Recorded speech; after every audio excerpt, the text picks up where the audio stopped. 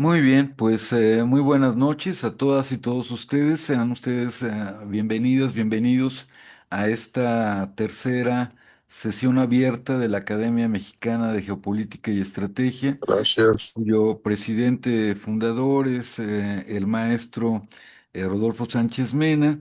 Y pues en esta ocasión vamos a tener el placer, el privilegio de contar con una conferencia muy interesante, magistral como siempre, de nuestro querido amigo, el licenciado Atilio Alberto Merino Peralta, con el título de El juicio de Maduro en Nueva York. Maestro Sánchez Mena, no sé si usted guste, por favor, darnos algunas palabras con respecto a la apertura de esta tercera sesión abierta, para posteriormente poder presentar apropiadamente al licenciado eh, Merino Peralta, por favor. Proceda, por favor, a dar a conocer a nuestros compañeros el- todo el largo currículum, pero Oh, claro. sintetizado del maestro Peralta, por favor, porque si no, se nos acaba el tiempo. ¿Eh? Sí, como no, va a ser algo muy, breve, precisamente porque, el currículum vitae de el maestro Merino Peralta es muy amplio. Podríamos sintetizarlo diciendo que el maestro Atilio Alberto Merino Peralta estudia en la Escuela Libre de Derecho de la Ciudad de México. Es asistente del licenciado José Ángel Conchelo Dávila, integrante de la Dirección Jurídica de la Concanaco Servitur, miembro de la Comisión Dictaminadora del Consejo del Colegio Electoral de la Cámara de Diputados del Congreso de la Unión, bajo la dirección del diputado Miguel Montes García, siendo también jefe del Departamento Jurídico de Consultas de la Dirección General de Asuntos Jurídicos de la Secretaría de Turismo, asesor constitucional y legislativo del asambleísta Alejandro Rojas Díaz Durán, asesor constitucional y legislativo del diputado Alberto Amador Leal, asesor constitucional y legislativo de la diputada Josefina Buxadé Castelán. El licenciado Merino Peralta ha sido litigante en materia civil y electoral como representante de aspirante a candidato independiente Enrique Cárdenas Sánchez, director de Asuntos Jurídicos del Centro de Prospectiva y Altos Estudios.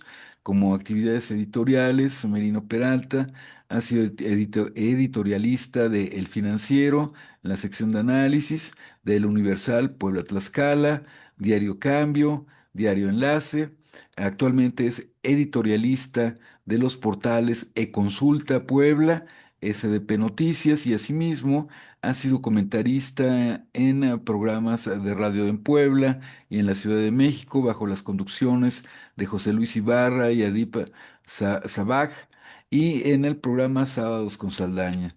Es autor del ensayo México entre la encrucijada del agua, de Editorial Volcanes, eh, también del Senador y su sombra y otros ensayos, editado por la Academia de Medicina Estética, la Cámara de Comercio de la Ciudad de México y el Partido del Trabajo. También es novelista, el maestro Merino Peralta, escribiendo El retablo del perdón, Ifigenia entre sueños, que te vaya bien. Em, Ha recibido múltiples reconocimientos, tales como el Premio de Ensayo sobre los Derechos Humanos en la Constitución de 1857, otorgado por la Comisión Nacional de los Derechos Humanos, el Premio Nacional de Periodismo Ricardo Flores Magón, otorgado por el Colegio de Periodistas en 2022. Y en cuanto a sus actividades académicas, que también son múltiples, pues ha impartido, entre otras cosas, cátedras de Derecho Económico, Derecho Internacional Público y Técnicas de la Investigación en la Universidad Iberoamericana de Puebla, en y en la Escuela Libre de Derecho de Puebla, entre otras. Pues con esto le damos la bienvenida a nuestro amigo, el maestro Atilio Alberto Merino Peralta. Y sin más, pues le suplicamos nos ilustre con su ponencia, con su conferencia sobre el juicio de Maduro en Nueva York. Adelante, por favor, Atilio. Muy buenas noches. Eh, los juicios son muy importantes en los cambios de la civilización, en los momentos claves de la civilización. Bachofen, en su libro El Matriarcado, habla de la importancia del juicio a Orestes, ¿verdad? En las Euménides. La Euménides es una tragedia de Esquilo donde habla de este juicio, que es con lo que se da, según Bachofen, el cambio entre la sociedad femenina y la sociedad masculina, ¿verdad? El nacimiento del patriarcado con el juicio a Orestes. La sangre derramada clama al cielo, dice sobre esta obra de Esquilo, un diálogo muy bonito entre Omar Sharif y Peter O'Toole en una película, En la noche de los generales, se llama esa película, es formidable, vale la pena verla. Y así nació, dice Omar Sharif, citando a Esquilo, lo que conocemos como la justicia. Ha habido juicios emblemáticos muy importantes que han marcado un cambio de civilización, independientemente de cuál sea la sentencia, y que haya poder para fijar la sentencia. Eso no cuenta en lo más mínimo, después de unos cuantos años. En lo más mínimo cuenta, después de que pasan unos cuantos años.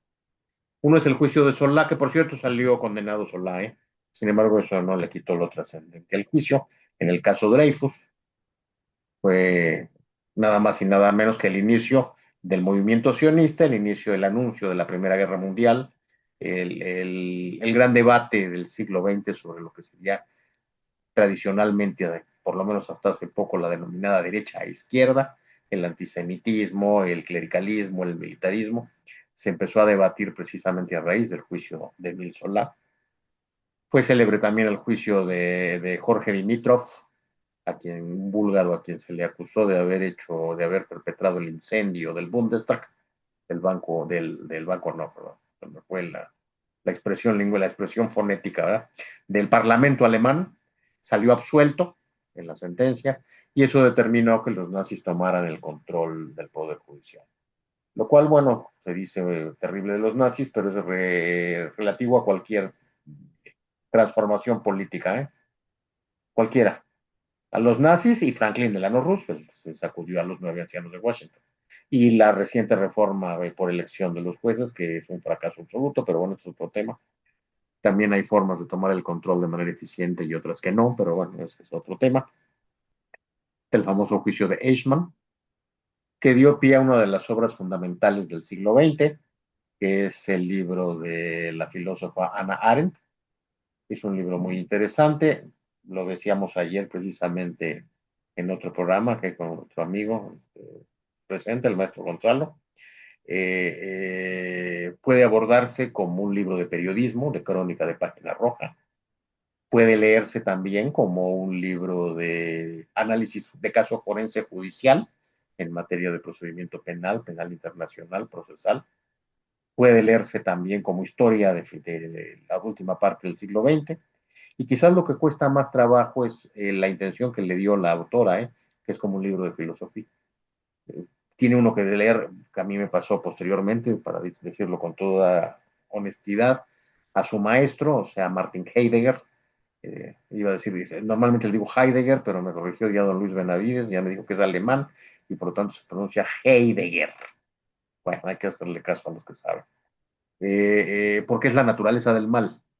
Normalmente, siguiendo a Aristóteles, pues el mal no tiene sustancia, sino es un accidente del sujeto. Nada más que aquí los sujetos no tienen la naturaleza del mal. Los sujetos son gente inconsciente que conforman la sociedad, gente superficial y banal que forma la sociedad. Y sin embargo, engendra un ente. Eso, pues, es un cambio filosófico brutal. Me van a perdonar, pero sí se parte siempre de definiciones, ¿eh? Luego me salen con que no, que están a otro nivel. Los que estén a otro nivel no me oigan a mí, porque yo sí parto de definiciones. Yo estoy al nivel muy modesto de Aristóteles, Hegel y Heidegger. Los que están a otro nivel superior, no sé qué partan. Yo siempre parto de definiciones. Este va a ser un juicio de esta dimensión, el juicio que se inicia en Nueva York respecto al presidente Nicolás Maduro. presidente en funciones, no lo era Victoriano Huerta, ni lo era Juan Orlando Hernández, ¿verdad? Ese es lo interesante de este asunto, que es un presidente en funciones. Nosotros, aquí está en la revista que conduce Héctor Tenorio Muñoz Cota, aquí está precisamente nuestro amigo Gonzalo, pues lo dijimos una hora antes, ¿eh? Lo primero que se va a esgrimir es la inmunidad soberana de jefe de Estado. Una hora después, el abogado Barry Pollack anunciaba los despachos de todos los medios de comunicación mundiales, de todas las agencias de noticias internacionales, publicaban una hora después la declaración del abogado Pollack, señalando precisamente eso, que lo que estaba en riesgo, lo que estaba en juego era la inmunidad de jefe de Estado. Aquí hay dos aspectos fundamentales que hay que ver, que hay que ver y que hay que dividir lo que se va a empezar a ver a partir de la audiencia del 17 de marzo en Nueva York. Uno son los presupuestos procesales, así se llaman en la teoría del proceso, y otro es la litis. Y lo primero que esbozó el abogado Harry Pollack fue precisamente a los presupuestos procesales. ¿Cuáles son los presupuestos procesales? La legitimidad procesal de las partes litigantes y la competencia del juez. Y eso es lo primero que dice. Tú, juez, no serás competente porque hay un problema de inmunidad de soberanía extranjeras. ¿Cómo surge la inmunidad de soberanías extranjeras? La noción de inmunidad de soberanías surge en el siglo XIV con Bartolo de Saxoferrato, un viejo axioma que se expresa en latín, el par imparem non habent jurisdictionem, entre iguales no hay jurisdicción competente. Bajo este principio hay un antecedente muy interesante, precisamente en las Cortes de Nueva York, cuando se nacionalizan los ingenios azucareros por parte del gobierno de Cuba tras la revolución. Sabatino versus Banco Nacional de Cuba, así se llama el caso, el precedente, el Star Decisis, dicen los anglosajones. Sabatino demanda en las Cortes de Nueva York al Banco Nacional de Cuba por esta nacionalización. El abogado representando al Estado cubano es un individuo muy interesante, es el abogado Rabinowitz. Rabinowitz ya se había caracterizado previamente por llevar la defensa de los 10 de Hollywood, ¿no? Durante la época del macartismo. Invoca precisamente la inmunidad soberana del jefe del Estado y pues lo valida el tribunal la Corte de Distrito y posteriormente la Corte de Apelaciones, el Circuito de Apelaciones de Nueva York. Efectivamente, los Estados Unidos, pues no, los tribunales de los Estados Unidos no son competentes para conocer. Que la rama ejecutiva presente reclamaciones es otra cosa, ¿eh? Que no, que yo veo todo y holístico, no, yo lo veo todo separado. Perdón, pero no sé. Porque si no se ve holístico, no sirve un análisis así. Para que el análisis sea contundente, tiene que ser detalle por detalle. Entonces, este principio judicial señala eso. Los tribunales norteamericanos no son competentes. La rama ejecutiva de gobierno, no sé, eso podrá hacer lo que guste. Presiones diplomáticas, la guerra si se quiere, pero no tiene competencia. Pero es de la rama ejecutiva de gobierno, no es de la competencia de. Este precedente del Sabatino versus Banco Nacional de Cuba va a llegar a un año muy interesante que es 1976, en donde el presidente Gerald Ford publica una ley del Congreso de los Estados Unidos, que es la Ley de Inmunidad de Soberanías Extranjeras. Posteriormente, Canadá expide su ley en 78, hay una convención europea del 82, y por esos años hubo un proyecto en el jurídico de presidencia de la República en México, que pues, no sé por qué pasó, que durmió la sueño de los justos y jamás se expidió. Pero bueno, la ley de inmunidad de soberanías extranjeras del 76, yo le suelo decir de Carter por una razón, porque aquí en México se le identificó así, puesto que México fue el primer país al que se le aplicó con motivo del derrame del Iztoc. Con motivo del derrame del Iztoc, las costas dañadas en Florida, los dueños de los fondos, de los predios afectados por este derrame, presentaron reclamaciones ante la Corte y la Corte en Miami, perdón, en Florida, les dijo, no, pues Pemex es parte del Estado mexicano, por lo tanto es un acto soberano, hay inmunidad soberana y no es competencia de los tribunales conocer de ello. ¿Cómo se divide la inmunidad soberana? Se divide en la inmunidad soberana del Estado mismo, eso se presta a una serie de consideraciones, porque hay ocasiones en que el Estado actúa como particular. Se hizo mucho hasta el 82 y tendrá que volver a hacerse pronto, porque esta porquería que hicieron en los 80 fracasó. Tendrá que volver a haber intervención del Estado en la economía, empezando por la norteamericana. Pero bueno, cuando se realizan actividades mercantiles estrictamente, pues no hay inmunidad soberana. Es lo que en el derecho internacional se conoce entre el acto gestionem y el acto imperium. Si el acto es imperio, el imperio o imperium, pues es un acto soberano.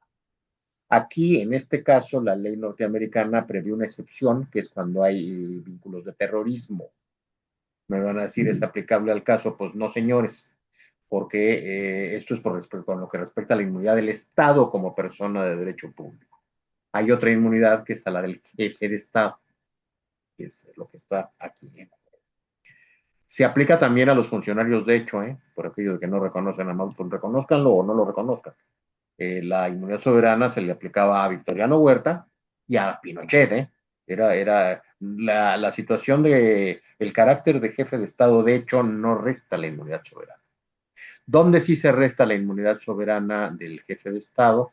En las disposiciones que se contienen en el Tratado de Roma para el establecimiento de una Corte Penal Internacional. Ahí sí expresamente los que son partes contratantes del Tratado de Roma aceptan que no se puede invocar la inmunidad de jefe de Estado para determinados delitos. Tan es así que pues nosotros previamente, un par de años, sí, un par de años, no sé, un año y medio, ¿no? Presentamos una denuncia contra Novoa por la incursión en la sede diplomática de México, alegando precisamente la disposición del Tratado de Roma que le niega la inmunidad soberana del jefe de Estado. El problema es que los norteamericanos no son parte del Tratado de Roma y que tampoco es la instancia que está conociendo esta acusación. Es un tribunal nacional. Se habla ahí por ahí de una declaración de un jurista brasileiro, muy respetable. Yo no lo ubico, lo cual no significa absolutamente nada. Es que no lo ubico nada más. No le estoy restando por eso méritos, donde dice que la soberanía no es absoluta, y pues sí, tiene razón, no es absoluta. Para eso hay instancias supranacionales que la socavan. Y el Tribunal de Nueva York no es supranacional, es un tribunal nacional norteamericano. Entonces, lo primero que invocó el abogado Barry Pollack fue un presupuesto procesal, que es la competencia jurisdiccional, que a su criterio no la hay.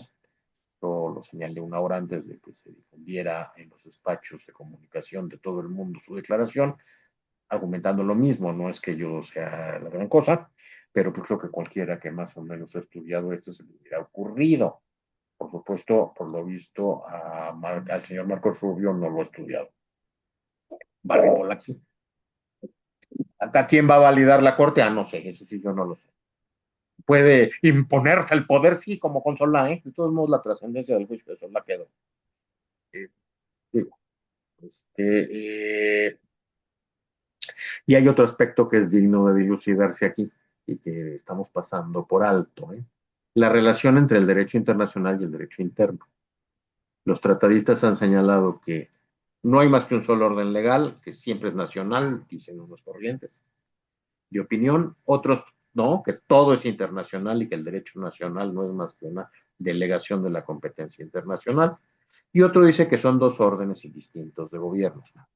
Aquí lo interesante es que los Estados Unidos de Norteamérica son parte de la Carta de San Francisco, y hay una ley federal que por lo tanto es norma suprema de la Unión.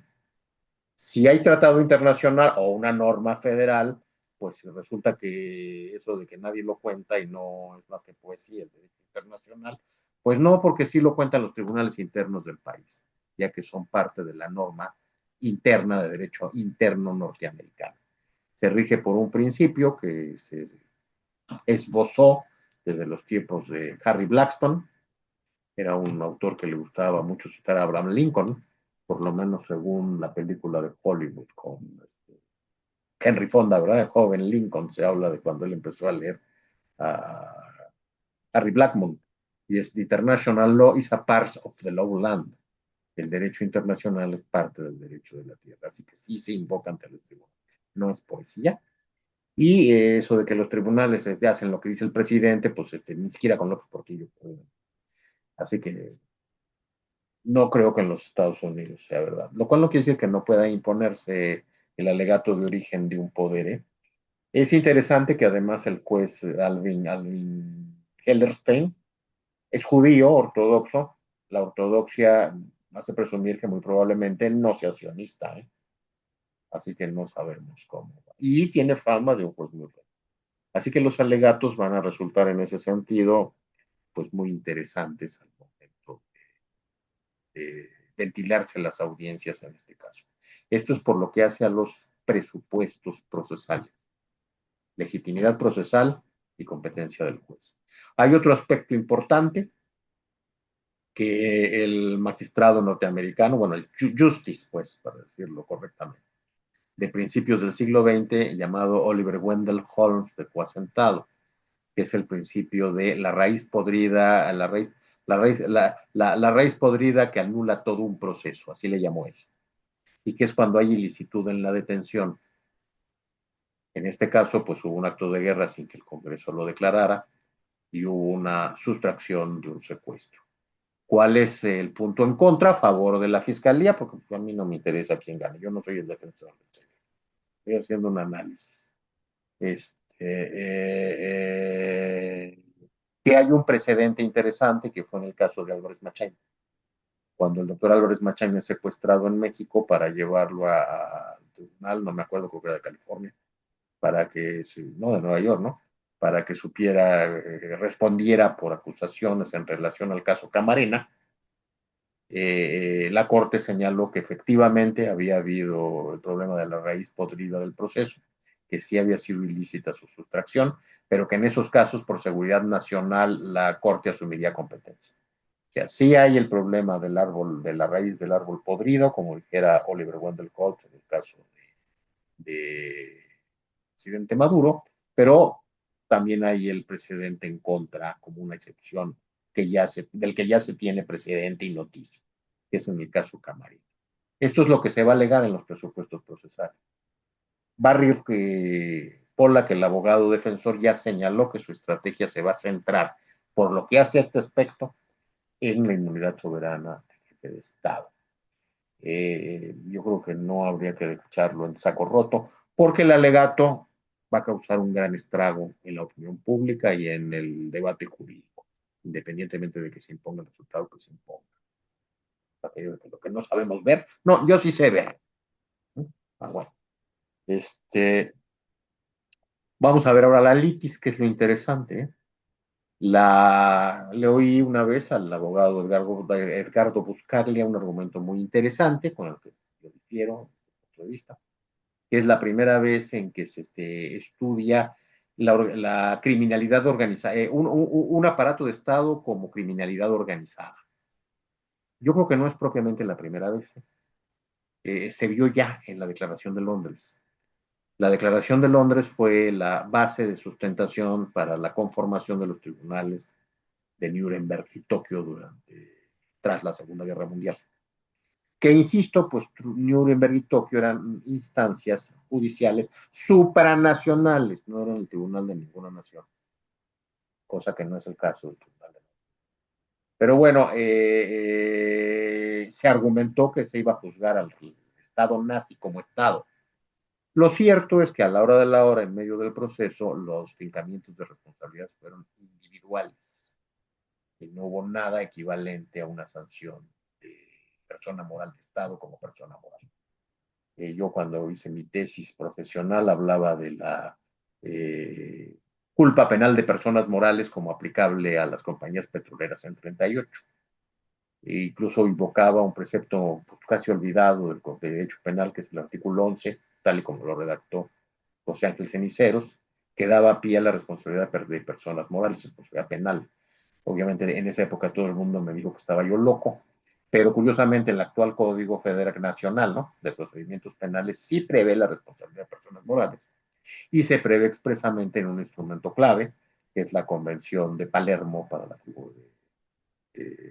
persecución y seguimiento de la criminalidad transnacional, organizada transnacional. Bueno, aquí se supone que según la construcción del abogado Gardo Buscaglia, a su dicho, basada en las pesquisas y en los trabajos del Departamento de Justicia de los Estados Unidos, pues se prevé la idea de la criminalidad del Estado del Estado venezolano como una organización criminal. ¿En qué se pudo basar eso? Bueno, miren, aquí está algo interesante en donde voy a abordar hasta donde me es dado conocer. Ni conozco el sumario del Departamento de Justicia, ni conozco lo que está esgrimiendo al respecto el abogado Pollack, pero estoy al tanto de los acontecimientos, por lo menos en la medida que me es posible, ¿no? Hay un seguimiento muy cercano, hay una devenir de acontecimientos que se entrelazan entre el 3 de enero y el bombardeo a Caracas y la posterior inicio de hostilidades verbales en principio contra Irán. Si hay una conexión de medio afín y de relación entre Venezuela e Irán, yo sé que soy indicios, yo no sé la realidad. Todo el mundo conoce la realidad. Yo no, yo me baso en, yo digo que son indicios. Pero bueno, de haberla, pues entonces parece ser que esta construcción del Estado venezolano como una organización criminal tendría como base al exministro de Petróleo, Tarek Al-Haythami. El problema es que Tarek Al-Haythami, a quien se le descubrió en medio de una abierta y muy álgida composición criminal de corrupción, pues fue procesado por el Estado venezolano. Y habría que ver la relación individual con el señor Maduro como persona y reprochada, así se dice, juicio de reproche ante el Tribunal Norteamericano. Digo esto porque después de la declaración original del abogado Barry Pollack, en el sentido de que hay inmunidad soberana, después dijo que no había prueba alguna contra su cliente. Prueba hay contra Tarek Al-Haythami. Tan hay prueba que precisamente los tribunales venezolanos y las instancias ministeriales venezolanas han procedido en su contra. Desde el 2024. Entonces, pues lo más probable es que pueda haber un gran chasco del Departamento de Justicia. Y si el poder lo puede todo, eso es de una ignorancia absoluta, porque según Baruch Espinosa, ese no es el poder ni de Dios Padre, ¿eh? Entonces, el poder que todo lo pudo, lo inventó Echeverría, pero eso es para idiotas. La gente seria no dice esas cosas. No existe el poder que todo lo puede. No existe. Pero bueno, según Baruch Espinosa, ni el de Dios mismo, porque desde el momento en que creó las leyes de la naturaleza, quedó sujeto a ellas, según Baruch Espinosa. Echeverría no sé qué haya dicho. Baruch Espinosa decía esto. Es interesante esto de la litis, por una razón además que a mí me toca muy de cerca, y tengo elementos para supervisarlo, y es que se habla mucho de la isla de Margarita, en donde yo viví y que conocí muy bien. En otra época, claramente. Pero en esta isla se pone supuestamente, según les voy a decir la fuente y el autor, que es Robert de Kaplan, en un libro que se llama Rugidos Imperiales, ¿no? Sí, Rugidos, sí. Rugidos Imperiales, hay supuestamente una gran comunidad de origen libanés. Según Kaplan, ¿no? Hay que recordar que el Aizami precisamente es un ciudadano venezolano, el hombre que se le encontró en medio de una enorme corrupción después de haber sido ministro de Petróleo de Venezuela. Es un ciudadano venezolano de origen sirio, de religión drusa. Y una comunidad libanesa siria, supuestamente, pues tiene una gran afluencia y presencia en la isla de Margarita. Cuando yo viví, lo único que había era un restaurante, una fonda donde vendían quepe. Lo que había mucho en esa época eran muchos uruguayos, porque acababa de ser el desaguisado aquel de Bordaberry. Entonces la isla se llenó de charrúas. Niños, compañeritos míos de escuela eran niños charrúas. Entonces lo que había, pues el único libanés era donde los domingos íbamos a comprar, a comer quepe y tabule. Luego hacíamos los recorridos por los poblados de breve serranía que tiene la isla, que es Santa Ana, la Asunción, que es muy bonito y además vale la pena, porque es donde fue detenido Lope de Aguirre, el tirano. Luego, las historias viejas no son de los años 70, son del siglo XVI. Entre gente seria, me refiero. Eh, ahí fue donde fue detenido Lope de Aguirre, el tirano.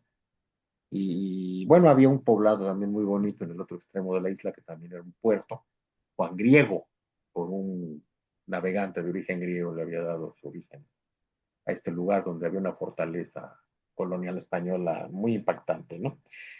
Según esto, según Robert de Kaplan, ahora la isla hay mucho individuo de origen libanés y sirio, y según Robert de Kaplan, que ahí se llevaban de acuerdo los de Hezbollah y los del Estado Islámico, cosa muy rara porque allá en su lugar de origen se mataron hasta que se cansaron, ¿eh? Se dice mucho que las playas del Caribe logran encuentros inusitados, pero yo creo que eso más bien es de las canciones de Benny Moré y de Agustín Lara, no tanto de la vida real, pero bueno, todo puede ser. Me dicen que lo realmente, según me dicen, pues, vuelto a la isla en muchos años, en décadas, que lo que en realidad destaca es la población de origen ruso, actualmente, ahí en Porlamar. En Porlamar es la capital, bueno, la capital es Asunción, pero Porlamar es el centro económico importante, o era cuando yo la conocí. Por lo tanto, que a través de esto se daba el trasiego de estos droga que parece que ahora le escandaliza mucho a todo el mundo. Y oigo afirmaciones contundentes que si van a limpiar la droga, pues límpiala por el Pacífico, ¿no? No sé de cuándo acá les interesó por limpiar la droga, que es a través de esta isla Margarita, donde se da esto. Ojo, esto es muy importante y sí quiero reiterarlo. La acusación contra Maduro, por lo menos hasta donde sabemos, es respecto a trasiego de cocaína, no de fentanilo, ojo. Quiere decir que no es una acusación del actual, bueno, aquí está el doctor Ondarza, no me dejará mentir, del actual problema de salud pública que tienen y que afrontan en los Estados Unidos. No lo acusan de fentanilo, del trasiego de fentanilo, lo acusan del trasiego de cocaína. Quiere decir que es una trama, un entramado que viene desde la época de la guerra de Nicaragua en los años 70, ya de los años 70, que es cuando yo vivía en Margarita. Por cierto, había un amigo nuestro que era el típico en la isla, él así se presentaba contrabandista. En esa época contrabandeaba, sí, pues sí, sí, todo el mundo, ay, yo me llevo con pura gente decente, no, yo no.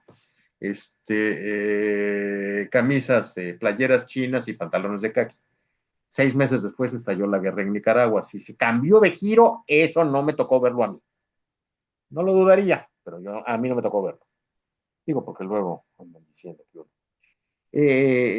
esto es interesante, insisto, lo de la isla, porque no suena creíble, la verdad, que el grupo de Hezbollah y el grupo de Estado Islámico están en contubernio. Perdón, pero no suena creíble. En la guerra civil de Siria se mataron hasta que se cansaron. Y en todo caso, pues habría que ver que esa vinculación, hasta donde hoy sabemos y está comprobado con datos forenses, no con que se sepa la realidad del mundo, yo no conozco la realidad del mundo, eh, eh, corresponde a Tarek El Aizami, por lo tanto, que está siendo hoy por hoy juzgado. Tarek El Aizami. Entonces eso es interesante tenerlo en cuenta por lo que hace a la litis. Otro aspecto de la litis que a mí me llama la atención y que sí me gustaría mucho destacar es que se señala que México fue conexión por parte a lo que hace a la valija diplomática en el año 2008. 2008, ¿verdad? Me llama la atención porque yo sí traté y muy cordialmente, por cierto, a Roy Chatterton. Incluso viajé con él desde Maiquetía. Llegando al aeropuerto le comenté que había conseguido con los hermanos Castellano, que son célebres libreros de viejo, algo así como la calle de Donceles de aquí, pero en Caracas, la célebre obra de José Gil Fortul, eh, La historia constitucional de Venezuela, que es una obra citada de manera muy encomiada, elogiosa, muy elogiada por Miguel de Unamuno en su ensayo sobre Simón Bolívar.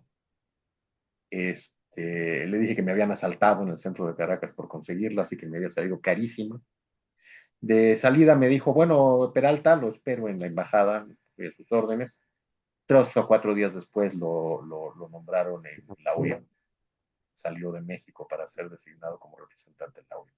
Si era mafioso, pues a mí no me dio la impresión de ser mafioso. Claro que yo nada más comí sándwiches en el avión con él, ¿no? Ahí sí no sé.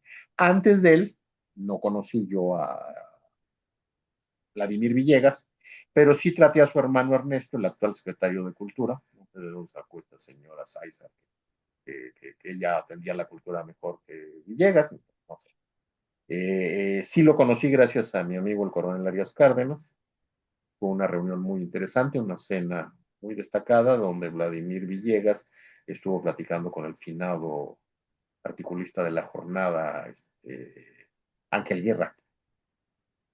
Estuvieron platicando sobre el informe McBride, que yo la verdad es que no sabía que existía hasta antes de esa conversación. Me recordó mucho el libro lo he controvertido, Noam Chomsky, sobre la prensa. Lo platiqué largo y tendido con don Luis Benavides, muy amigo el director de la UNESCO en ese momento, no me acuerdo de su nombre.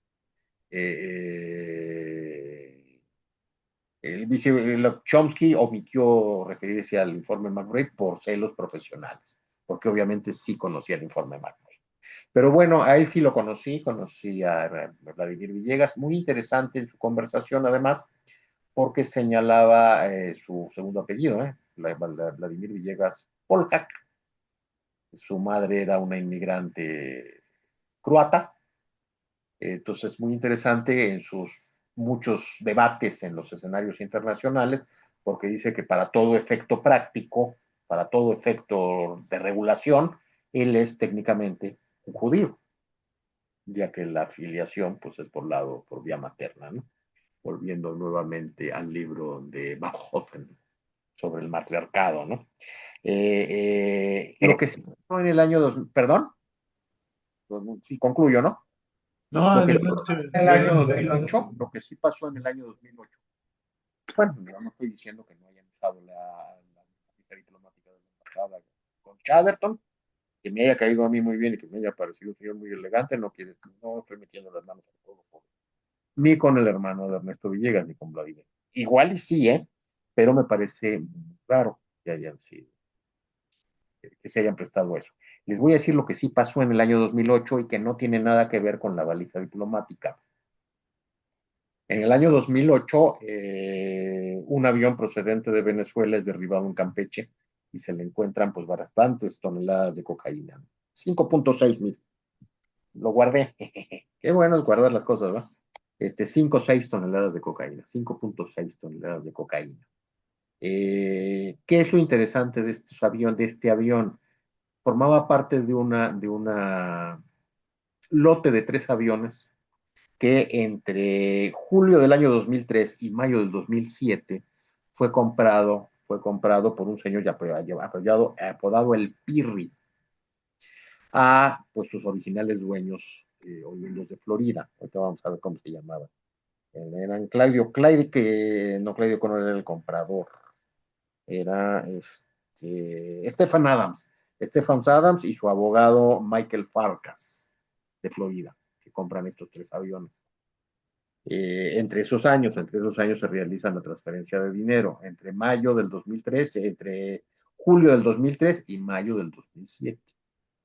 El problema es que estos aviones, cuando eran de sus originales propietarios, tanto del señor Stefan Adams como del señor Michael Farkas, estaban adscritos a la CIA en la bitácora, perdón, pero yo no tengo la culpa. Estaban adscritos a la CIA y se le prestaron, estos señores, estos propietarios originales, se lo arrendaban al senador por Florida, Mel Méndez, para que realizara viajes buscando donativos. E incluso se prestaron para la campaña presidencial del señor Bush Jr. Así está documentado, no es mi culpa.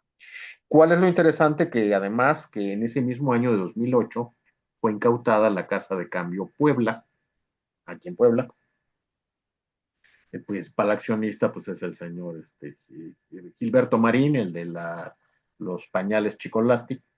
Posteriormente le vendió la firma Chicolastic a inversionistas chinos, estos sí chinos.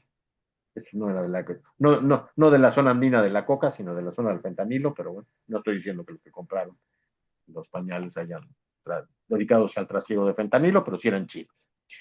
Y que la casa de cambio ese año fue incautada. La causa de cambio, perdón, ese mismo año esa casa de cambio fue incautada por lavado de dinero del señor Chen Li. Por lo menos eso dijeron. Aquí yo, en lo último que escribí, dije que quien había identificado a este señor Pirri, perdón, eran las autoridades hacendarias. Ahí sí se me barrió, ¿eh? Ahí sí quizás en un buen interrogatorio forense me podrían echar en cara una cosa, me podrían echar en cara esa afirmación. Por una razón, dudo mucho que en 2008 ya hubiese existido la unidad de inteligencia financiera. Así que muy probablemente no fue la autoridad hacendaria. En todo caso, tuvo que haber sido la autoridad correspondiente a la entonces llamada Guedo, que tenía ya ahorita abogado Ruiz, ¿no? González Ruiz, que no suele ser santo de mi devoción, la verdad. Desde el momento que dijo que era brillante la ley de Gómez Mont sobre la delincuencia organizada, se me cayó. Pero me cambié, ¿no? Perdón, pero no, hay cosas. Me reservo el derecho a tener animadversiones. Todo el mundo es muy objetivo, pero yo no, yo doy datos, pero dentro de los datos manifiesto mis animales. No tengo por qué no. Nada me lo impide.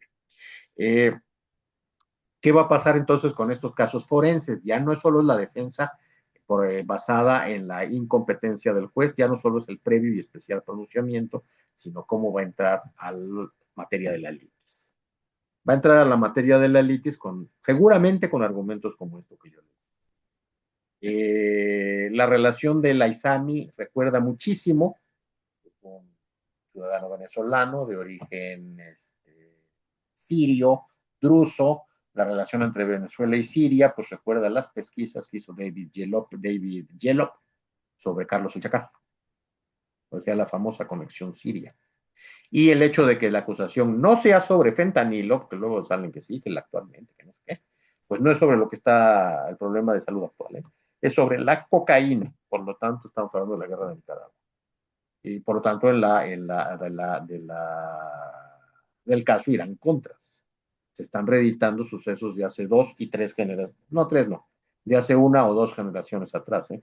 Lo que va a tener, lo que se va a ventilar. Seguramente esas pesquisas las está teniendo en cuenta el equipo de abogados de Pollack, no nada más lo que se refiere al previo y especial pronunciamiento. Si lo confirma posteriores declaraciones de él, pues ya lo confirmará. Si no, quedaré yo desmentido, tampoco es grave.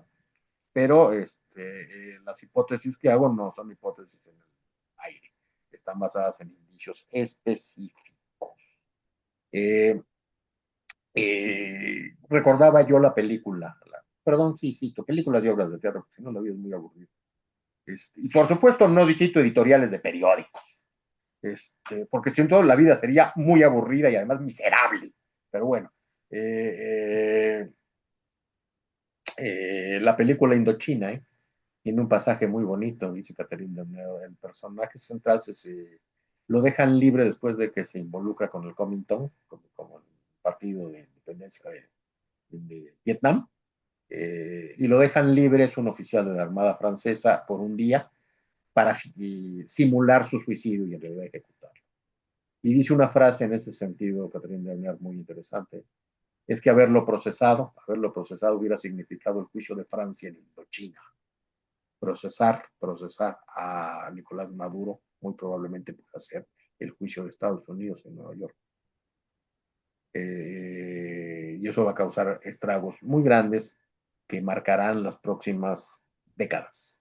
Las próximas décadas, tal como puede decirse otro tanto de los juicios de Emilio Solá, o del juicio de Jorge Dimitrov, o del juicio de Eichmann en 1961.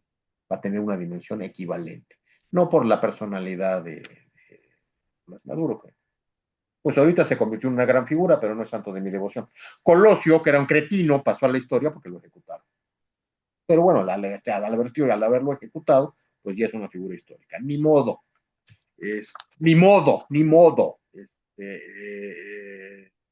Algo similar va a decirse, habrá que decir de Nicolás Maduro. El haberlo sometido a proceso, Nueva York va a ser una figura histórica de gran inversión y de gran envergadura. ¿Por qué no lo ejecutaron? Si hubiera sido más barato. Perdón, eso es totalmente antiprocesal, totalmente antijurídico, no estoy hablando en términos de política maquiavélica. ¿Por qué no se llegó a esa conclusión? No lo sé. ¿Por qué decidieron una opción moral dentro de todo lo que habían hecho después del desastre de haber causado un bombardeo generalizado en un país extraño sin que hubiera declaración de guerra? Y no está justificado en ningún lado. ¿Ya? No lo sé. Quiero volver nada más último, porque fue otro aspecto que a mí me llamó la atención. Se dice que el derecho internacional ha muerto, ¿no? Que no tendrá aplicación, lo cual, pues efectivamente, sí y no, porque ya vimos que para los tribunales internos de los países son parte de su derecho interno, que alegará ante sus tribunales. En el aspecto internacional, pues ya Marco Rubio lo declaró muerto, pero no lo declaró muerto, lo declaró inaplicable. Inaplicable, pues sí, evidentemente. Ahora, mientras no se cambian las reglas, no hay otra disposición válida. Así que sí hay que recurrir a él. Que es de una ingenuidad, pues, seguramente va a ser más efectivo ir a gritar consignas, ¿eh? Ajá, sí, cómo no. Yo señalé ese momento, había una declaración muy interesante, una entrevista muy interesante que Alexander Dugin le dio a la televisión venezolana en diciembre, o sea, escasos días, escasas semanas del bombardeo. Alexander Dugin dijo algo, pues, interesante, muy interesante. Dijo, ya no estamos en la época de los estados nacionales, estamos en la época de él llamó estados civilización, o sea, imperios. Pero bueno, él no fue tan burdo, tan crudo, ni tan burdo al expresarlo. Dijo imperios. Perdón, dijo civilizaciones. Habló muy bonito de la civilización hispanoamericana, me van a perdonar, de origen hispano-portuguesa, contrarreformista y jesuítica. No dijo nada de Benito Juárez, perdón, pero él no dijo nada de Benito Juárez. Y recordó mucho a Vasconcelos en su comentario. Me recordó a mí mucho, a la raza cósmica de Vasconcelos. ¿Qué quiere decir esto? Es la forma amable, es otra, digamos, una expresión amable de otra cosa que también se ha dicho, el inicio de la época de las hegemonías en vez de los estados. No es propiamente lo mismo, pero sí es paralelo, una suena más amable, otra suena más cruda, pero si ya no estamos en la época de los estados, no quedan en entredicho las reglas de la posguerra fría y de la guerra mundial, queda en entredicho el Tratado de Paz de Westfalia. O sea, no nos vamos a antes de 1945, nos vamos antes de 1648. Si ya los estados nacionales no son la regla de la convivencia internacional, pues quedamos en entredicho. Ahora, no lo son, pero siguen siendo las disposiciones vigentes. ¿Qué sugería yo en aquellos momentos? En la raíz de esta declaración, después del bombardeo del 3 de enero, y aludiendo a la muy interesante entrevista de Alexander Dugin, estaba platicando con el editor Fernando Valdés, de Plaza y Valdés, una acción ante el Tribunal Internacional de La Haya por la violación a la Carta de San Francisco, o sea, la Carta Constitutiva de la ONU. Y sugería, curiosamente, a un internacionalista muy notable, que es Asdrúbal Aguiar. Incluso alguna vez con gente de la embajada, con gente muy cercana al coronel Arias, yo les decía, voy a atreverme a hablar bien de Asdrúbal Aguiar, aunque pierda la amistad de ustedes. Dice, no, él es un hombre respetable, porque es un archienemigo del chavismo, un crítico despiadado. Sin embargo, decía, no, pero no lo compares con la gente como María Corina Machado y compañía. Él con todo es un hombre respetable, fue un gran jurista. Curiosamente, entre los miembros del Tribunal Interamericano, los magistrados del Tribunal Interamericano, con sede en San José de Costa Rica, llama la atención que, bueno, el ya afinado Sergio García Ramírez de México, era constitucionalista, ¿eh? El juez de la Corte Argentina, Zaffaroni, es penalista. El internacionalista de cepa era Asdrúbal Aguirre. Y bueno, yo en lo personal, si yo fuera el canciller Iván Gil, que tengo una fotografía con él, yo buscaría a Asdrúbal Aguirre para que presentara una acción ante el Tribunal de la Haya. Insisto, son dos órdenes distintos, si se quieren ver como distintos, si no, pero sí son distintas competencias. Uno es de Estado a Estado ante la Haya y otro es el derecho interno que se va a ventilar en los Estados Unidos, que es derecho norteamericano. Son dos esferas distintas. Al margen de la defensa de Pollack, pues yo hubiera sugerido que el canciller Iván Gil pues formulara, por cierto, invité a la embajadora, no, si no vino, pues ahí sí no es mi culpa. También al gobernador de Puebla, que se me dijo que a lo mejor se ha asomado. Porque además estamos ganando un asunto del agua, y se está ganando bajo los lineamientos que di yo, por aquello de que si alegas no sirve para nada. Bueno, lo dije yo, no el gobernador, pero bueno. Así que sí, sí sirve alegar.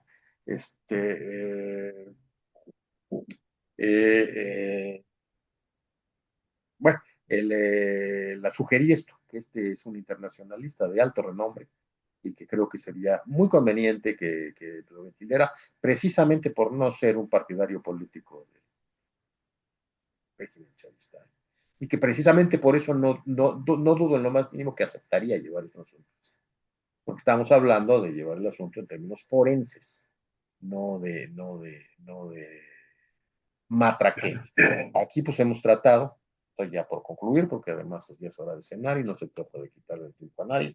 Y luego es muy aburrido si se extiende uno de más. Eh, eh, eh, Hemos tratado de ver los aspectos en su mayor rigor forense que sea posible.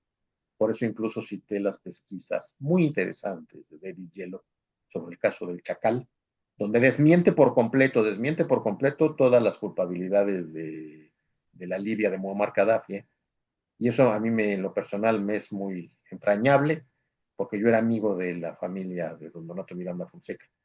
Y ustedes recordarán que el bombardeo de abril del 86, ordenado por Reagan contra Trípoli la de Libia, no la de fue a raíz de los atentados a los aeropuertos de Roma, el 27 de diciembre del 85, y de Viena, ¿no? Fue Viena en enero de 86.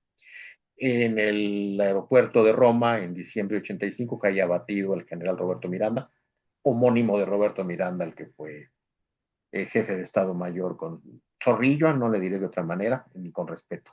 No, o como dice él, no me lo inspira.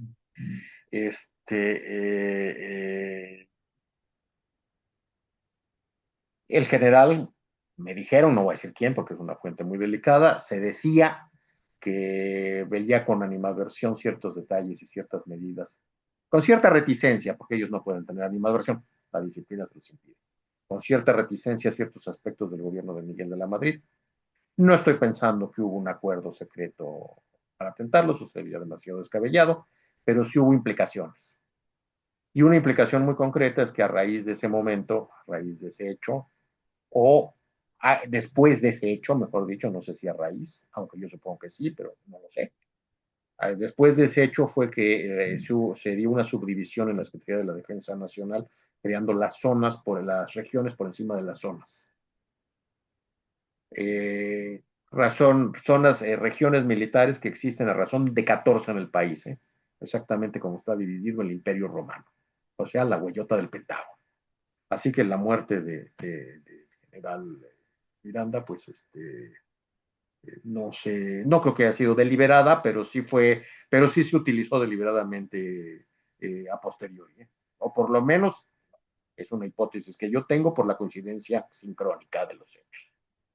Así que esa pesquisa donde desmiente por completo la actitud de la participación de la Gaddafi de Libia y lo centra precisamente en Siria y en Hafez el-Assad, pues resulta por demás interesante y nos permite relacionarlo con las eventuales responsabilidades a las que está sujeto ante la justicia venezolana el exministro de Petróleo, El Aizami. Bueno, ya no me callo porque ya es hora de ya. Luego se aburre la gente cuando uno habla más y además pues ya es hora de irse a cenar. Muchísimas gracias. No, muchísimas gracias a ti, maestro Merino Peralta. Es verdaderamente una delicia escucharte. Es fascinante la hilación entre los hechos históricos, literarios, filosóficos, consideraciones éticas, morales, artísticas, ese paseo por experiencias personales, por el derecho internacional comparado para explicarnos el juicio de Maduro a través de una cultura universal y del conocimiento experto. Muchísimas gracias, querido Atili. Pues pasaríamos antes a unas palabras del maestro Sánchez Mena, algunas consideraciones o reflexiones que tenga él, y enviando un saludo, por supuesto, a nuestras hermanas, hermanos migrantes, a sus liderazgos femeninos, masculinos, que tenemos esta noche aquí presentes en esta tercera sesión de la Academia Mexicana de Geopolítica y Estrategia. Un fuerte abrazo, Erasmo. Adelante, maestro Y Sánchez estaría a Mena. disposición, ¿no? Si alguien quiere Sí, algún claro, comentario, claro. que Vamos a mejor. tener una parte de preguntas y respuestas, si fueras tan gentil. Yo tengo un par de preguntas de entrada, pero bueno, primero las personas que están aquí con nosotros y maestro Sánchez Mena. Bueno, solo felicitar al compañero y de mi parte emitir un aplauso, sí, anticipado antes de que concluya la reunión, ¿sí? De, de lo que siempre no esperamos el final, porque esperamos que el final se amplíe, pero definitivamente es presenciamos una conferencia magistral que nos reporta el maestro que el juicio será a los Estados Unidos en Nueva York y no a Maduro. Vamos a ver cómo se desenvuelve todo y vamos a dar paso a nuestra sesión siempre esperada de preguntas y respuestas. Sí, maestro, muchas gracias. Pues si alguien quisiera hacer alguna pregunta, por favor, levante la mano digital para tener la posibilidad. Sí, adelante, maestra Marta Camarena, si fuera tan gentil. Gracias. Primero, obviamente, felicitar al conferencista, muy brillante también. Eh, bueno, quizá como abogada, estudiosa también del derecho. eh, a mí, desde que sucedió esto he estado leyendo las diferentes posiciones de los organismos internacionales, como la ONU o la Corte Penal Internacional, la OEA. La OEA pues está muy, sí, como muy mediadora. La ONU sí habla de que es un precedente peligroso porque se violenta el primer artículo de la Carta de las Naciones Unidas. Eh, pero me llamó la atención la Corte Penal Internacional, que solo emitió su opinión de que, bueno, ellos ya estaban con el caso Maduro, que ya lo estaban viendo por delitos de lesa humanidad, pero nunca emitieron la orden. Eh, y ahora con este enredo del derecho internacional de los grupos que se han puesto en un lugar y en otro, eh, y con estas declaraciones de la Corte Penal Internacional, ya hay grupos en Estados Unidos que dice, bueno, en caso de que se complicara el que se enjuiciara aquí, pues mándelo a La Haya, ¿no? Ya, asunto arreglado. Entonces, en concreto, ¿qué opina usted en cuanto al conflicto que existe entre la justicia sustantiva y la justicia procesal, en este caso específico de Maduro?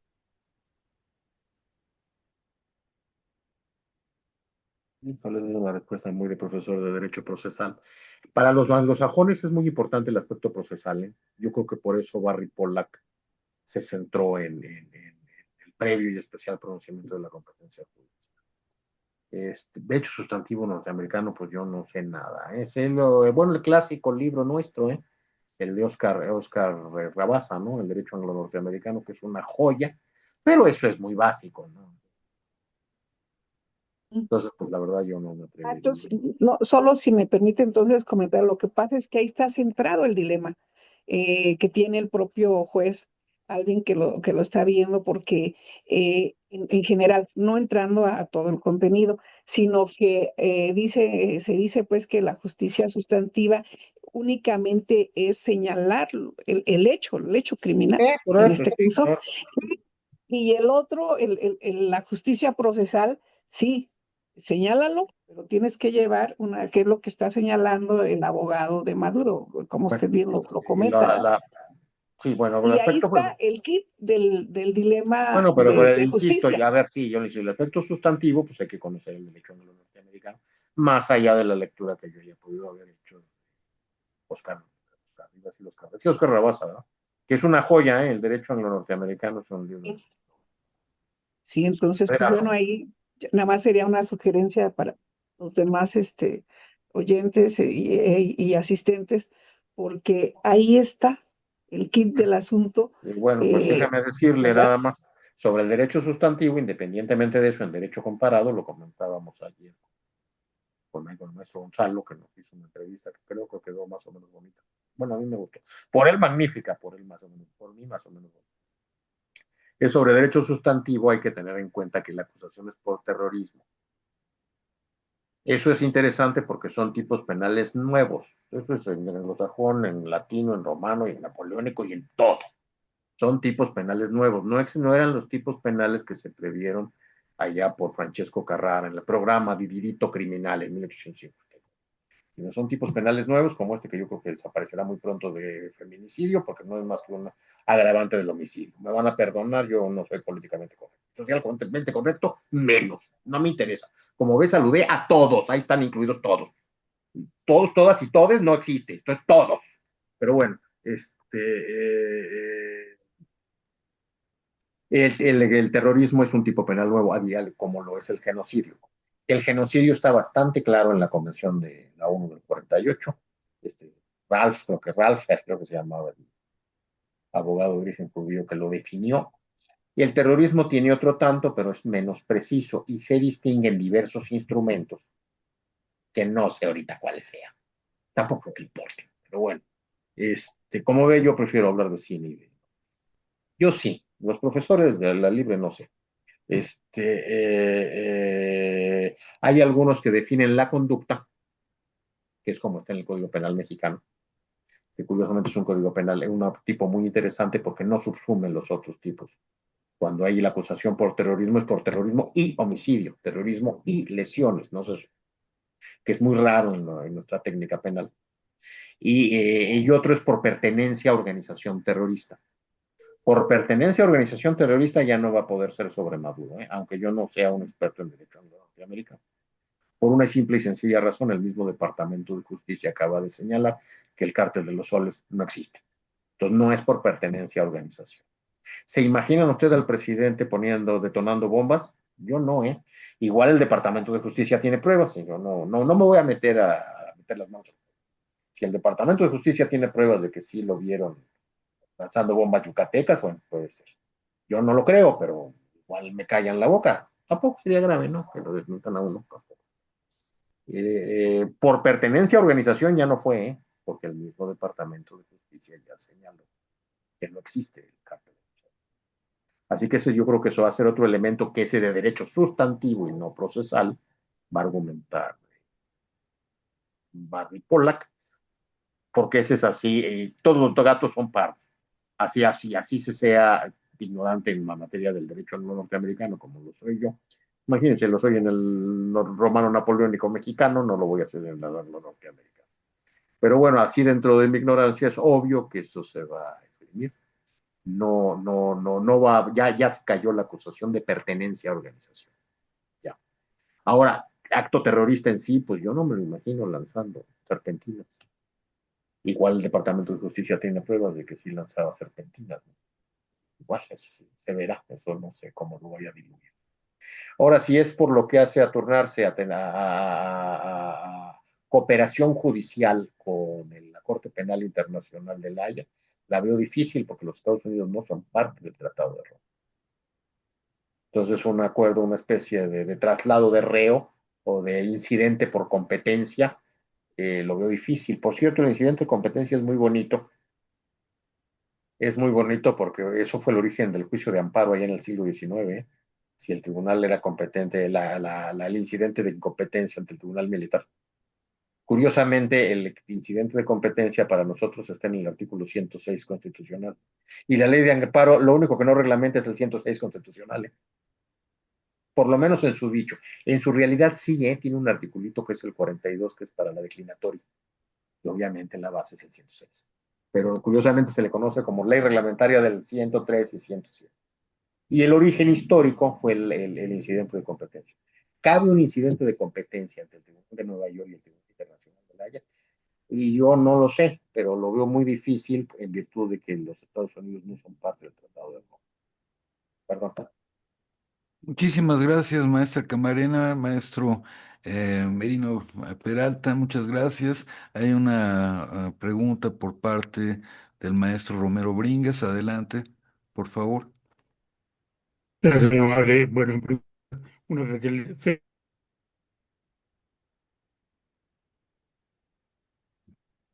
Maestro No Romero, se le oye. maestro Romero, no tenemos su audio. perdón, perdón, Listo. se había Sí, ido mi adelante, por favor. concreta es, soy ignorante totalmente de los procesos jurídicos y demás, obviamente, pero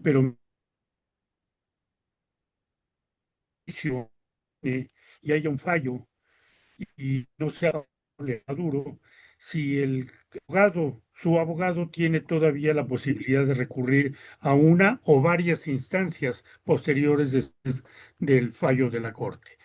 Era mi pregunta, gracias. Sí, muchas gracias. Adelante. No, no hay un fallo, hay apenas la primera audiencia previa para iniciar el proceso. Una vez que el juez Alvin Hollerstein, insisto, interesante que sea judío ortodoxo, lo cual muy probablemente no sea sionista, pero bueno, ese es otro tema. Una vez que falle, sí hay la Corte de Apelaciones. No sé, a ver, el proceso norteamericano, yo lo conozco por Ignacio Vallarta, y son tres los recursos, es la famosa habeas corpus, que evidentemente ya no va a proceder, porque ya está detenido, y es el right of certiorari, el right of error, si hay un fallo que no sé, es right of error, y hay el right of certiorari, que aquí no sé por qué no le decimos per saltum, porque nos lo fusilamos de los argentinos, siendo que los argentinos lo toman del norteamericano. Nos queda más cerca Norteamérica, pero la prensa, que no sabe nada, dice per saltum, bueno, se llama certiorari. Sí tiene cualquiera de estos tres. El Grade of, no, estoy hablando de memoria, si aquí hay alguien que haya vivido en Estados Unidos, en los tribunales, o alguien personal de Estados Unidos, no, seguramente me podrá corregir. El Grade of Error supongo que será así ante la Corte de Apelaciones. El certiorari es atribución de la Corte a traerlo. Nosotros lo tuvimos aquí durante unos años, más o menos, se llamó la facultad de atracción, derogada en estas últimas disposiciones de amparo, que sí podría llegar a la Corte Suprema. Así que sí, pues sí, sí, claro, claro, claro que tiene muchas instancias. Por eso mismo pienso que va a causar gran conmoción para la historia, pues, de las próximas décadas este juicio, precisamente porque se prevé todo un gran debate, independientemente de que logren sentenciar a Uruguay, sí, e incluso que los otros sienten arbitrariamente, porque el poder es lo único que cuenta. El gran poder dura 3 o 4 años, no duran más los poderes. O sea, sacaron eso. Ya llevo, desde que nací oyendo hablar de que cualquier cretino va a durar 20 años. Y ven brillante a cualquier idiota, le dicen el señor a cualquier mequetrefe. Pero bueno, pero bueno, sí, sí se ve que va a durar mucho tiempo en medio de debates muy álgidos. Estos debates sobre aspectos de incidencias legales van a ser muy importantes, pero no se reducen a eso, ¿eh? Por eso originalmente no. Dentro de la exposición mencioné el libro de Hannah Arendt sobre el juicio a Eichmann en Jerusalén en 1961. Es un libro que se puede leer como crónica periodística de página roja, como estudio judicial forense, como historia del siglo XX y como bueno, de la segunda mitad del siglo XX, por ejemplo, y como obra de filosofía. Bueno, este juicio va a dar pie para un abordaje en todos esos aspectos. Así que va a conmover desde sus cimientos, pues, la vida política de Estados Unidos de entrada, ¿eh? Por eso me gustó la frase de invocar la frase de la película con Catherine Deneuve. Juzgar a Jean-Baptiste hubiera sido hubiera sido el juicio de Francia en Indochina. Bueno, quizás vamos a ver algo así, ¿eh? Esa sería mi respuesta, perdón. Muchísimas Gracias. gracias. Gracias, maestro Romero Bringas. Muchas gracias al maestro Merino Peralta. Tenemos dos preguntas más. Primero el maestro Erasmo, segundo el maestro Sergio Ureta. Erasmo, por favor, adelante. Gracias, profe, y pues muchas gracias por darme este espacio. Bueno, yo he vivido más de 40 años aquí en Estados Unidos y tengo entendido que los fallos de veredicto de un juez pues se basan en casos anteriores y que pues verdaderamente todo nomás es un show, porque pues el habeas corpus no lo pidió Maduro y ya hay bueno, ya hay un caso con Noriega en el pasado y me imagino que desde ahí los abogados de Trump antes de la invasión pues ya tenían eh, ganado el caso, ¿no? Y bueno, me voy más lejos a lo que dijo Carney, el de Canadá, donde pues cualquier estado que no tenga el ejército suficientemente grande, de ahí para atrás, todos serán juzgados y todos ellos serán llevados a juicio, ¿no? Me imagino que nunca veremos a Putin al de China o al Mori, o inclusive al de Francia en una corte internacional o en una invasión como la que tendríamos en Latinoamérica. Muchas gracias. Gracias por la participación. Muchísimas gracias, Erasmo. ¿Hay Nada más algún quiero aclarar. comentario al respecto, Alberto, o lo dejamos como comentario?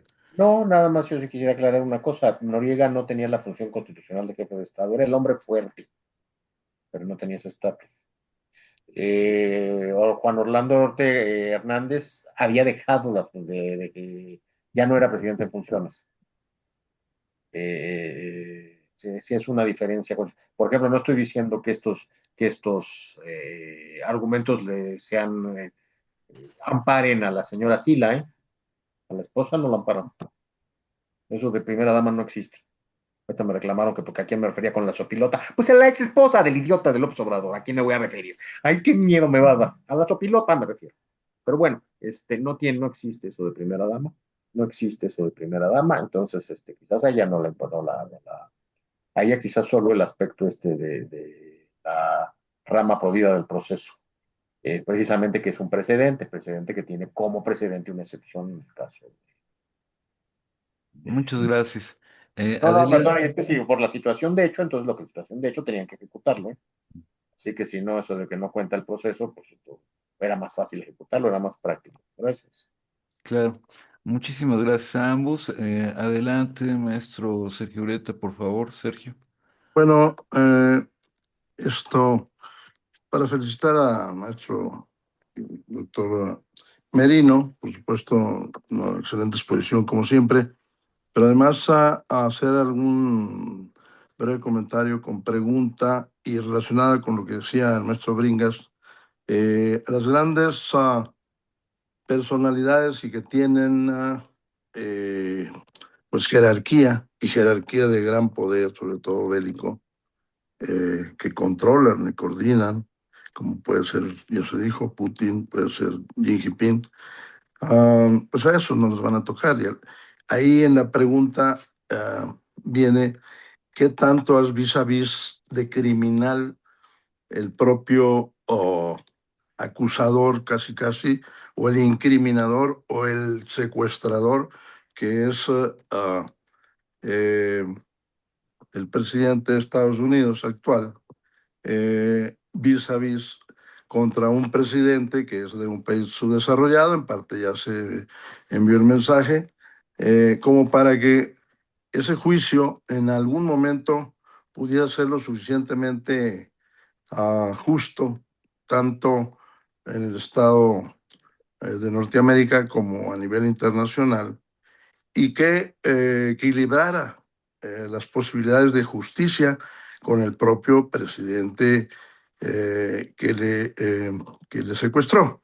Um, Diríamos porque pues también él ya está, de hecho, está sometido a proceso y seguramente vendrá una condición de juicio a un plazo mediano, o quizá cuando termine la presidencia, como para ya sentenciarlo.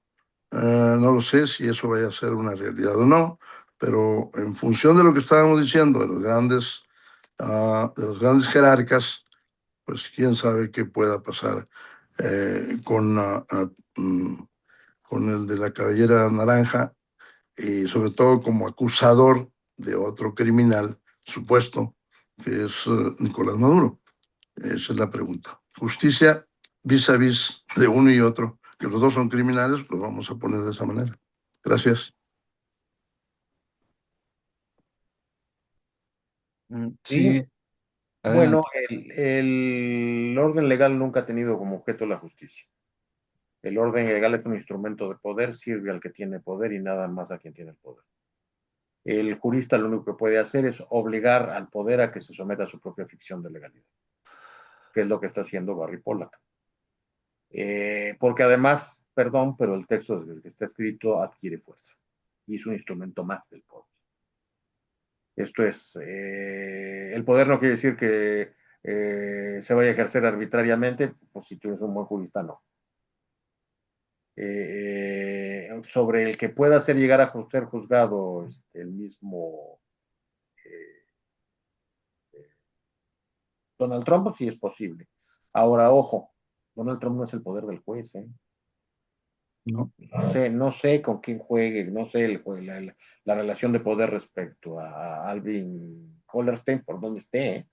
Es Nueva York, no sé si sean demócratas, no sé si. Sabemos que es judío, sabemos que es un judío ortodoxo, que ventiló el asunto de las Torres Gemelas en 2001, que lo hizo con mucha fuerza, con mucha entereza. Eh, Nos acostumbramos muy mal a la idea de esa de que el señor presidente, no sé por qué le dicen así, cualquier cretino o cretina, tiene el control hasta de que una hoja no se mueve. Curiosamente, los que se quejan de que no se mueve una hoja han vivido como parásitos ahí en el presupuesto de la UAP y demás, porque quiso ese señor. Pero bueno, nunca fue cierto, ni siquiera en esa época. Eso es mentira, eso es una ficción. Y miren que el régimen autoritario era muy autoritario en México, se le comparaba con el de Mussolini, pero ni siquiera con Mussolini. Ahí estaba el cuñado, ¿no? Bueno, el cuñado no, el yerno, ¿no? El conde Chávez, no, este, sí, el poder, pero el poder no es de una persona ni de un sujeto. El poder es una organización compleja. Sí, los jueces nunca han existido. Resulta absurdo, es un muy mal profesionista el que dice hubo mano negra para referirse a un asunto judicial. Siempre hay mano negra, siempre. Eso es de abogado chafa, ¿no? El profesionista chafa. Es que hubo mano negra. Pues sí, idiota, siempre iba a haber mano negra, porque los instrumentos son un instrumento de poder. Ahora, sin él, no hay poder, ¿eh? No, la arbitrariedad no se impone, no se impone, porque hay la falta de orden, de coherencia que exige precisamente el funcionamiento de un orden sistémico. Quizás como médicos nadie lo puede entender mejor por lo que hace la composición celular. ¿Eh? Sí. Ese era mi comentario. Muchísimas Espero haya gracias. sido, le haya quedado, que haya contribuido en algo aquí. Sí, gracias. Muchísimas gracias a maestro Ureta, maestro Merino. Me voy a permitir hacer una pregunta, si me lo permiten, porque, pues sí, tiene razón Alberto en cuanto a que, pues el trasiego más importante es la cocaína. De hecho, de eso se le está acusando, tengo entendido. Eh, a mí lo que me llama la atención y me gustaría conocer tu opinión es que también, bueno, como cualquier ciudadano, la única información que tengo es la que encontramos en las notas periodísticas, pero a mí me llama mucho la atención que los hechos con los que lo relacionan a Maduro, pues con los vínculos con cárteles mexicanos, que es una de las acusaciones, entiendo, pues son fechas que tienen que ver con las gestiones de Fox, de Calderón y quizás con parte de la gestión de Peña Nieto, no actuales, sino que están atrás, ¿no? En esos, en la parte neoliberal, digamos. Entonces, yo quisiera conocer tu opinión al respecto, porque pues son pues, hechos pasados, no actuales, y como que no casan con una detención en este momento, pues el hecho de la cocaína, no del fentanilo, y hechos realizados en teoría, supuestos hechos en la época neoliberal. Adelante, por favor. Pues me gustó mucho la pregunta por una razón. Omití un detallito en esta nota que guardé desde esa época, precisamente lo de la Casa de Cambio Puebla y la compra de los aviones, porque este avión que cayó en 2008 en Campeche, que fue derribado, que venía con cocaína, 5.6 toneladas de cocaína procedente de Venezuela, el piloto era un piloto adscrito a la Comisión Nacional del Agua en 2008. Entonces, luego ya había luego que contesten. El señor Luege se llamaba, ¿no? La Comisión Nacional del Agua. O era, sí, en ese sexenio era Luege, ¿verdad? Que además no me cae mal, ¿eh? Creo que era de los funcionarios del PAN, no, la pena escuchar. Pero bueno, pues él tendrá que contestar. Sí es de esa época, exactamente. Sí me llama la atención los embajadores en ese momento porque no llevaban muy buena relación. ¿Eh? E insisto, lo que he documentado de ese año específicamente, de 2008, que es ese avión, pues no tendría nada que ver con la valija diplomática. La pregunta es además, la acusación es sobre valija diplomática, los protege la Convención de Viena de Trato Diplomático. Eso seguramente también lo hará valer el abogado Polack. Si es verdad o no, a ti qué te importa, tenían inmunidad. Este, como hablando de su amigo Leaño o Leaños, cuando fui a ver un amigo que fue jefe de la policía en Colima, que lo acusaban la legislatura local de malversación de fondos del programa de seguridad. Le digo, eso es gasto federal, eso es gasto federal descentralizado. En todo caso, les puedes decir, si me lo robé, ¿a ti qué te importa? Bueno, igualito, pasé cocaína, ¿a ti qué te importa? Tenía valija diplomática, así se dice. Bueno, luego resulta que la gente es muy decente ahora, últimamente. No me escandalizo. Bueno, así se dice. Sí, sí, sí, tenía cocaína, ¿a ti qué te importa? Así que lo que no tenía valija diplomática, lo que no estaba bajo inmunidad era este avión de esa época, comprado a través de la Casa de Cambio Puebla, en donde se vinculó a Chen Li Llegón, no se vinculó. Hay señalamientos de que era la que lavaba el dinero de Chen Li Llegón. eh, no sé si, no sé, me agarra gritos. Fíjese que platicaba, bueno, hace 40 años, cuando platicaba uno con Javier Lozano hace 40 años, de música era hasta agradable, ¿eh? Ahorita no sé, pero hace 40 años a mí hasta me caía bien. Se platicaba bonito de música. Hace, sí, 40. Pero bueno, sería él el que tendría que hablar sobre quién llegó, no, en este caso no sobre música. Porque sí es la época, es exactamente la época donde se están haciendo esos señalamientos en la vinculación con México, que es muy interesante. Es muy interesante, porque eso sí ya lo tocó uno mucho más de cerca, ¿no? Mucho más de cerca. No sé, alguna vez bueno, sí lo digo. Un primo mío tuvo alguna relación con el sistema de cómputo, un ingeniero, un primo mío desde Caracas con el sistema con aparatos financieros, relaciones financieras. Me dijo que les digo porque me lo encontré por esas fechas y dijo, oye, pues si es tu cliente, déjame decirte que acaba de ser detenido. Pues no, con el que yo hablo todavía está pues, en la calle. Bueno, así que a lo mejor no es el mismo, pero sí hubo cierta vinculación. Sí, es de esa época, efectivamente. Interesante. Sí, muchísimas gracias, maestro Merino Peralta. No sé si hubiera alguna otra pregunta o algún comentario que quisieran expresar. queridas amigas, amigos.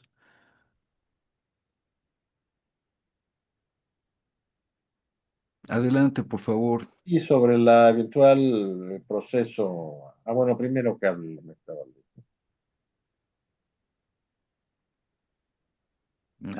Adelante, maestra Cristina Valdés, desde Oakland, por favor. Muchas buenas noches. Quería pedir la palabra para ver si, bueno, algunos comentarios am, que sería importante. En los últimos 15 días, el número de perdones presidenciales que ha dado Trump y a quienes se les han dado.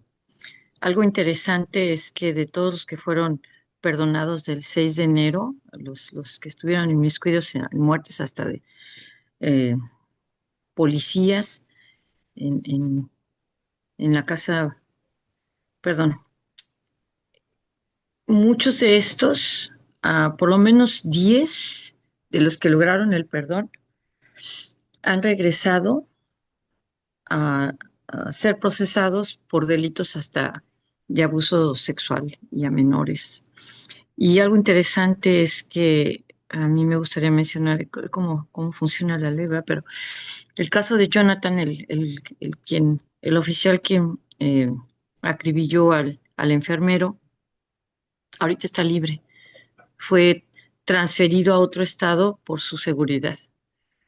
Es inconcebible lo que estamos viviendo, ¿no? Lo que estamos pasando. Por último, no sé si maestro Sánchez Mena le moleste que pudiera yo mandar una invitación. Salgo un poco de tema, pero gracias a la academia de todo este tiempo de estarnos apoyando, se nos invitó a escribir el prólogo de un libro que se llama Migraciones, el cual estaremos presentando en Tlaxcala el 18 de febrero y espero poder conocerlos. Estaré acompañada tanto del doctor Ondarza, del maestro Sánchez Mena, que va a ser un honor conocerlo en persona, y también estará con nosotros Miguel Moctezuma, quien fue uno de los autores sobre las diputaciones migrantes. Es cuanto, muchísimas gracias. Sí, muchas gracias, maestra Cristina Valdés. ¿Algún comentario de alguna persona? ¿Alguien que quisiera, por última, como último punto, ya para cerrar esta sesión, participar? Y bueno, yo quisiera concluir entonces. Eh, Miren, no hay nadie que se pueda escapar a una resolución, a ser procesado. Al menos no si se lea Esquilo. No sé qué diga. Vano no sé qué diga. Esquilo sí señala. Factible de escaparse a ello. Ahora que quieren que dé un jalón, que porque sea rápido, no, es un proceso muy largo. Suelo poner un ejemplo, perdón, porque no creo mucho yo en la famosa rebelión juvenil de los años 60. Me es profundamente antipática, para ser preciso. Cuando uno habla a gente de esa época, dicen, yo creía que se iba a cambiar el mundo cuando la derrota de la guerra de Vietnam y se desacopló el dólar del patrón hora del dólar. Y no pasó nada, no, sí pasó, empezó la decadencia que estamos viviendo ahora, porque estamos hablando de procesos históricos. Si querían que fueran como en las películas, que en 5 o 15 minutos hubiera desenlace, pues eran estúpidos de jovencitos y son estúpidos de ancianos. ¿Ya? Porque no va a ser así. Los procesos históricos, lo que pasó desde esa época de los años 60 con la guerra de Vietnam hasta ahorita, es un instante en los procesos históricos. Los procesos judiciales son equivalentes a los procesos. Duran mucho tiempo y no hay quien pueda hacer escapar. Sí se tiene la paciencia para llevarlo a cabo y además, pues, se sabe argumentar. Tres cosas es menester, decía don Alfonso el Sabio, rey de Castilla. Tres cosas es menester para justicia alcanzar. Tener la razón, saberla alegar y que te la quieran reconocer. Muchas gracias. Bien. Muchísimas gracias, maestro Merino Peralta. Adelante, maestro Sánchez Mena, para finalizar esta tercera sesión de la Academia Mexicana de Geopolítica y Estrategia, por favor. Pues no cabe duda que la conferencia que nos ha dado el compañero Merino es también histórica, ¿sí? Vamos a ver si qué es lo que sucede en este proceso de cambio histórico que estamos viviendo, de cambio geopolítico profundo, ¿sí? En donde los supuestos en los que descansaba todo el orden legal de desde fin de la guerra, de la Segunda Guerra Mundial, se están modificando. Pero sí, como lo bien señala el maestro Merino, por más que haya un cambio de fondo legal, no puede sustraerse de sus orígenes. Sí, aquí está el problema de fondo, que es el de la justicia, y que vamos a ver, es decir, en este proceso tan largo que nos anuncian en los Estados Unidos. Vamos a ver. Muchas gracias, maestro. Pues agradecemos muchísimo el honor que nos concede el maestro Merino Peralta con esta ponencia, con esta maravillosa exposición que nos hizo favor de darnos. Nos ha ilustrado muchísimo y agradecer a todas y todos ustedes por seguir en estas sesiones abiertas. Que pues nos enseñan, que nos despiertan la conciencia de la Academia Mexicana de Geopolítica y Estrategia.